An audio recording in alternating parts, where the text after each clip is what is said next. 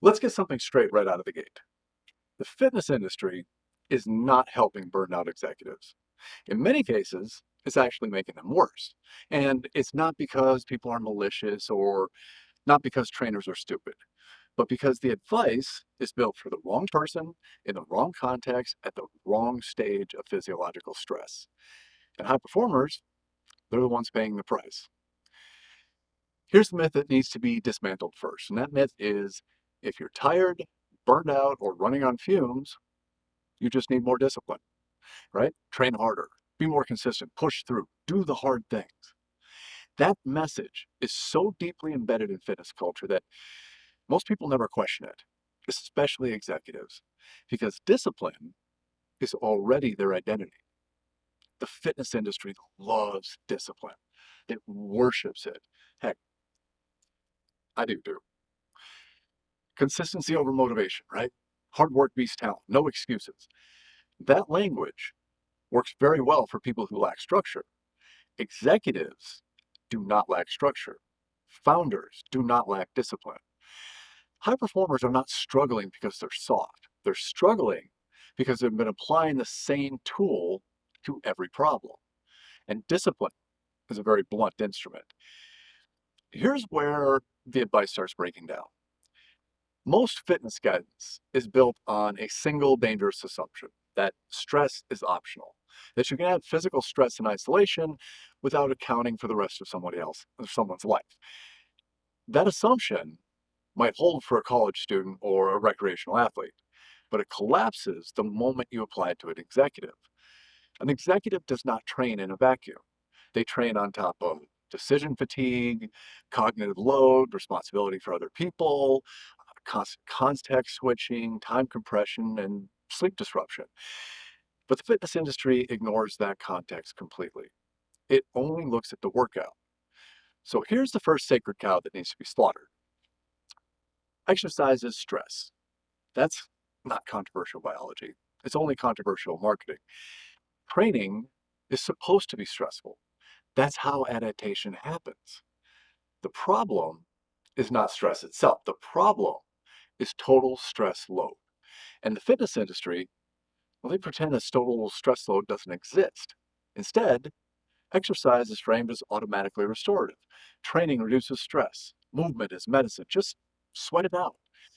Sometimes that's true, but sometimes it's catastrophically false because exercise only reduces stress if the system can recover from it. If it can't, you didn't heal anything.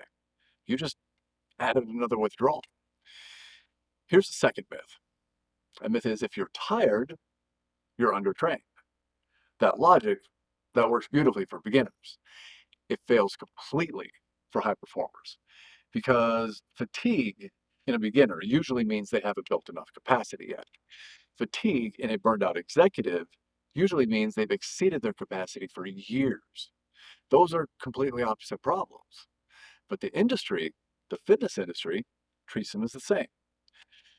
So what happens? A high performer shows up tired. They get told to push harder, be more consistent, build mental toughness, stop listening to excuses. And because they're high performers, they comply. They don't question it. They double down in most cases. And this is where the damage starts. Because compliance is not discernment. High performers are exceptionally compliant with systems they believe in, especially systems that flatter their identity. The fitness industry almost never asks the most important question. How stressed is the system this workout is being added to? Instead, it obsesses over volume, intensity, frequency, and that omission is not minor. It has very serious consequences. Sweating does not mean healing. Discomfort does not mean progress. And fatigue does not necessarily mean adaptation. Sometimes it means depletion. And depletion looks like effort, and effort gets praised. So that's why so many executives feel worse when they're trying to do all the right things. They train harder, they eat cleaner, they get more disciplined, and their energy keeps declining. not because they're failing, but because the advice is wrong for their context. And here's the most dangerous part. The fitness industry rarely admits that its advice has a shelf life. What builds you at 25 can break you at 45. But instead of acknowledging that shift, the industry blames the individual. You're not consistent enough. You're not committed enough. You're making excuses. No, you are applying outdated rules to a completely different system. And this is the beginning of the problem, because once discipline becomes the only answer, then every signal gets overridden. Every warning gets ignored. And the system keeps compensating until it can't. And this is where the fitness industry does the most damage. Not by pushing people to train, but by teaching them to ignore the very signals that would have told them to stop. And this is where things get a little bit more insidious, because once the industry convinces high performers that discipline is always the answer, it quietly trains them to ignore feedback. Not just physical feedback, physiological feedback. Here's the belief that executives get locked into when it comes to the burnout loop. If it feels hard, it must be working. That belief is poison when applied indiscriminately, because difficulty is not the same thing as benefit. But the fitness industry, they really make that distinction. So let's talk about stress relief training. You've heard this one. Training helps me manage my stress. The gym is my therapy. Working out keeps me sane. Well, I mean, sometimes that's true. I mean, the gym is therapy for me half the time. But here's what almost no one explains. Exercise only relieves stress if the nervous system can resolve the stress response afterward. If it can't, the stress just stacks. When total stress load is already high, the body doesn't interpret training as relief. It interprets it as another demand, another signal that says, stay alert, stay ready, stay activated. That's not recovery. That's reinforcement. So what happens? The system stays on. Not metaphorically, biologically. Heart rate stays elevated longer. Sleep stays lighter. Downshift becomes harder to access. And the person doing everything right starts wondering why rest doesn't work anymore. This is where the industry fails again, because when rest doesn't work, the answer is never, well, let's reevaluate the system. The answer is, well, you're not resting correctly. More rules, more structure, more optimization, as if the problem is execution, not overload. Here's another sacred cow. Recovery is not the same as stopping activity. The industry treats rest like a switch, on or off, train or don't train, work or don't work. But nervous systems, they don't work like switches. They work like dials. And executives are stuck with the dial cranked up to 10. This is why just take a rest day often backfires, because the system never actually downshifts. The body is still scanning, still bracing, still anticipating demand. So rest becomes passive stress. You're not doing anything, but the system isn't relaxing either. Then comes the most dangerous interpretation.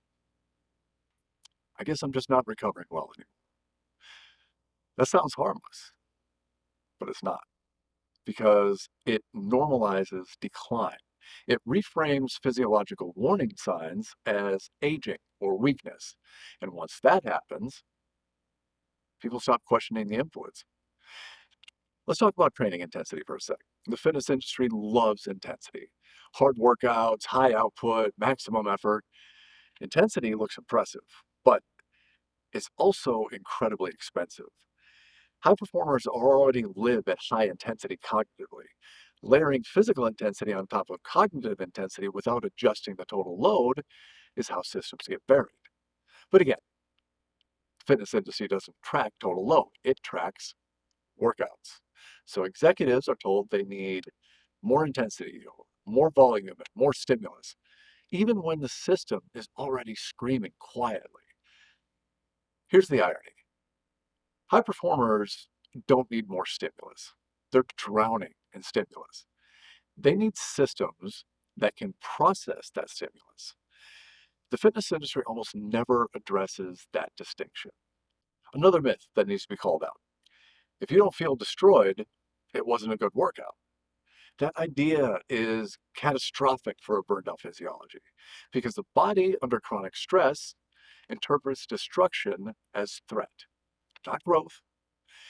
And that is why recovery keeps getting worse. Not because people aren't trying. Of course they're trying, but because they're constantly sending the same message to the body. Stay ready, stay alert, stay on. And the body listens. Over time, the system adapts to constant activation. It becomes very efficient at it. But efficiency under stress comes at the cost of flexibility, the ability to turn off, the ability to restore, the ability to rebound. And this is where executives start feeling trapped. They can't train harder, they can't rest their way out, and they can't push without paying for it. And the fitness industry has no answer for this. And that's because its entire model was built on the assumption that more effort is always better. Here's the truth. The fitness industry is exceptional at building stress tolerance. It is terrible at teaching stress resolution. And burnout is what happens when tolerance outpaces resolution for too long. Executives don't need to be tougher. They're already tough across the board. They need systems that understand things like cumulative load, signal interpretation, recovery capacity. That knowledge is almost entirely absent from mainstream fitness. So instead, executives are told to override, ignore the signals, push through the fatigue, and earn the rest. That language sounds so very empowering.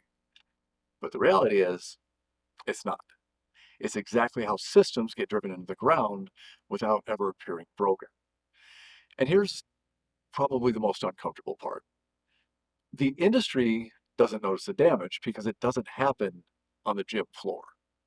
It happens at night, in sleep, in mood, in energy consistency. Places the fitness industry doesn't even look. Which brings us to the final problem. Once the system is rigid, once recovery is compromised, and once energy is inconsistent, the same advice that used to work now accelerates decline. No one tells executives that the rules changed. And this is where things start to really unravel. Because when the system can't resolve stress anymore, every solution that worked before starts making the problem worse. And this is where that trap finally closes. Because once a system can no longer resolve stress, every solution that works before starts making the problem worse. And this is the point where the executives get blamed. When training stops working, the industry doesn't question the framework. It questions the person. You're not consistent. You're not committed. You're overthinking it. So high performers do what they always do. They internalize the failure. And here's the problem with that. High performers are taught that if something isn't working, the answer is more control, more discipline, more structure, more precision. That instinct built their career. And now that instinct is destroying their physiology. Once recovery is compromised, tightening control doesn't help. It removes margin. And margin is the only thing that is keeping their system afloat. This is why doing less often fails, because the system doesn't trust safety anymore. The body doesn't interpret reduced activity as relief, it interprets it as uncertainty. And uncertainty is still stress. So executives find themselves in a no-win situation. Training hard drains them. Resting doesn't restore them, and doing nothing feels worse. The fitness industry, well, they shrug and move on. Here's the truth that no one wants to say out loud. Burnout is not a fitness problem. It is a systems problem. And the fitness industry is not trained to think in systems. The industry is built around inputs, workouts, calories, steps, macros. Executives live in outputs, decisions, responsibility, cognitive load, consequences. These two worlds collide, and here's the deepest failure. The industry never adjust for identity. Executives don't train to get healthy. They train to stay functional, to stay sharp, to stay relevant, to stay dangerous. So when fitness advice threatens performance, they ignore their bodies and protect their identity. And that is why burnout persists. Not because executives are stubborn, because the advice attacks the very thing that they're trying to preserve. Let's be blunt here. Most fitness advice assumes the person has surplus capacity. Executives do not. They operate near their ceiling every single day. And when you live near the ceiling, mistakes compound fast. Here's the irony behind all of this. High performers don't break because they push too hard once. They break because they never recalibrate their system. They keep applying the same rules long after the context has changed. What worked in your 20s worked because your margin was massive. You could absorb mistakes. You could stack stressors. You could recover accidentally, basically. That margin shrinks with time, load, and responsibility. Not because you're weak, but because physics don't negotiate. The fitness industry refuses to acknowledge this because acknowledging it would require nuance. And nuance doesn't sell well. So instead, executives are told to grind harder, optimize harder, discipline harder, until their system finally says no. And here's the uncomfortable conclusion. The fitness industry isn't failing executives by accident. It's failing them by design. It's built to create effort, not interpretation. Executives don't need more effort. They need someone who understands why and how systems fail under chronic load. Someone who can explain why healthy behaviors stop producing healthy outcomes. Someone who won't gaslight them into thinking this is maybe a mindset issue. Burnout is not lack of willpower. It's a mismatch between load and recovery that went unaddressed for way too long. In the fitness industry, they have no incentive to tell you that. So if you're a high performer that feels worse while you're doing everything right, this isn't because you're broken. It's because you outgrew the rules that you've been living by.